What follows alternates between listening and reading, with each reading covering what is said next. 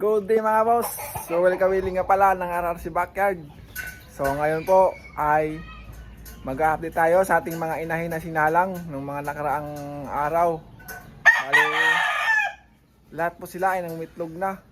So papakita ko po sa inyo at yung ating inahin na dati na ngain ng itlog, ngayon ay hindi na siya kumakain mga boss dahil sa ating dahil dun sa ginawa natin na paglagay ng mga fake na itlog. So tara, papakita ko sa inyo mga boss isa-isa.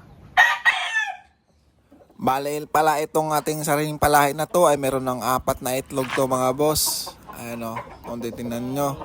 At din na rin siya, nagtangkang kainin yung itlog niya. At ito naman yung itong black over gray. Meron natin tong 3 itlog.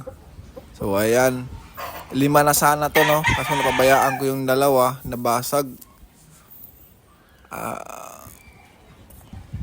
At ito naman yung ating Melsim Black. Ito yung nangain ng itlog, talagang tinitiran niya kahit nasa pugaran niya. Pero simula nung nalagyan natin ng fake na itlog, ayun, tumigil na. At meron na rin tong 6 na piraso na itlog. At ito naman yung ating 2 piraso na tornado hatch. Yung isa ay meron lang 2 itlog. At yung isa naman ay naglilimlim na.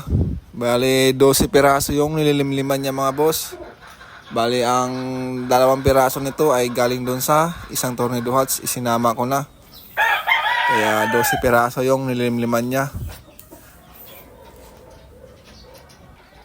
At ito naman yung ating regular gray na yellow legs. Bali ito yung isinusubo lang natin doon sa pula na may palong.